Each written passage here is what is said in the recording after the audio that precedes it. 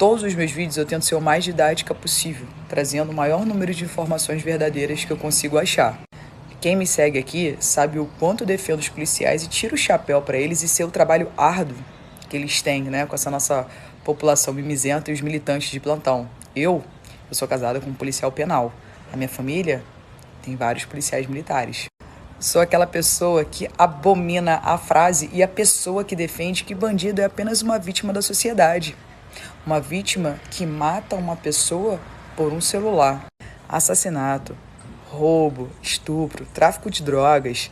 Todas essas coisas eram consideradas aberrações no passado. Bandido era bandido. E muitas dessas atividades acabaram virando comércio. Você acha que aquele traficantezinho ali é o manda-chuva? Lógico que não. Pessoas com muito mais poder estão por cima e não querem que você acabe com aquilo ali. Ou seja, o policial que vai ali, ele está errado. Que quer acabar com aquela boca, que quer acabar com aquele tráfico, ele está errado. E vai responder muito mais que o bandido que foi pego. Como a maioria do meu público é de direita, provavelmente vocês devam conhecer o Brasil Paralelo. Pois é, para minha felicidade, para a infelicidade do povo esquerdista, eles vão lançar um filme chamado Entre Lobos. É uma investigação inédita no Brasil sobre a criminalidade no Brasil. Vocês sabem que eu não faço merchan. Mas quando eu vi esse trailer, a primeira coisa que eu fiz foi entrar em contato com a página para procurar saber mais a respeito para ver se realmente valia a pena eu estar divulgando isso aqui. Eu fiquei doida com o trailer. Vocês não estão entendendo. Mostrei pro meu marido, que vocês sabem que é policial, ele achou irado. E depois de conversar com a pessoa, eu falei, cara, vale a pena passar essa informação para frente, porque é uma verdade que nunca foi dita.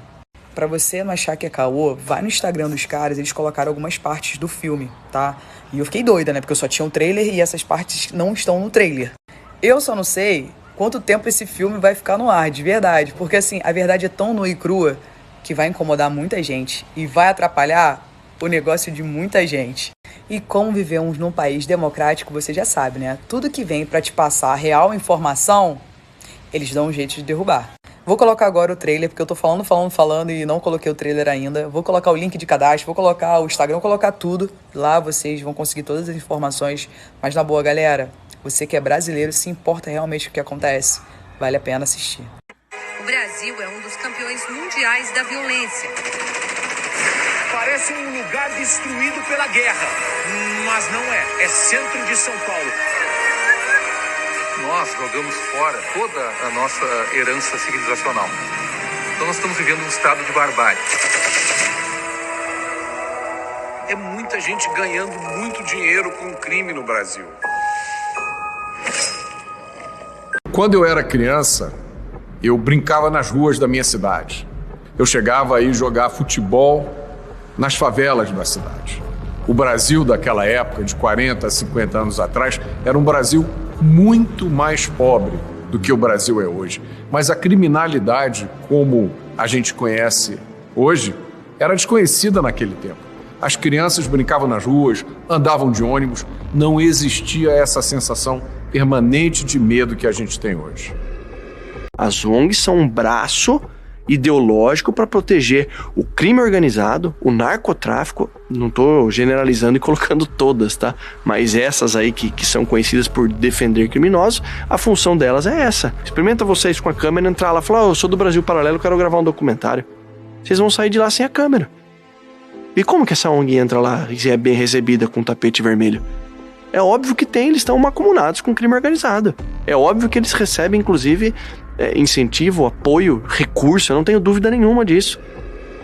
Foi uma operação de força bruta, uma chacina, uma operação burra, estúpida, que levou à morte de 24 pessoas. Nenhum deles da PM ou da Polícia Rodoviária Federal que participou. Você está comemorando que o PM não foi morto? Não estou comemorando nada. Pelo amor de Deus, né, isso não. Não dá, né? Não inventa isso não. Ué, não inventa isso não, mas seja responsável. Nenhuma delas... Estou mostrando que foi uma chacina. Ah, tá. Porque se fosse troca PM, de confronto PM de tiro, tem que morrer também. se fosse troca de tiro legítimo, se fosse autoproteção proteção, no mínimo alguém ia se ferir. Isso qualquer especialista, todos os especialistas. Ou eles foram competentes para não ser mortos, né, Guga? Mas é a segunda chacina. Teve uma outra ano passado, onde eles mataram também perto de 20 e nenhum policial se feriu. Graças a Deus. Essa é a segunda vez que isso acontece.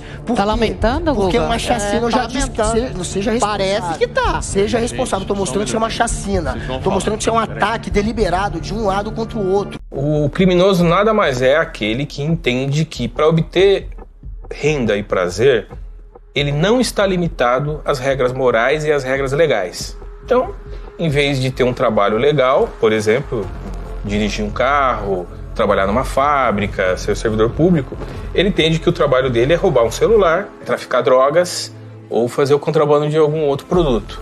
Essa atividade propicia renda para ele. Desde o criminoso mais simples, aquele batedor de carteira, quanto o criminoso mais complexo, um grande chefe de uma organização criminosa destinado ao tráfico de drogas, ou até um corrupto, ele sempre tem como objetivo principal a obtenção de renda. Renda e prazer, quer dizer, o próprio prazer da ação e da atividade.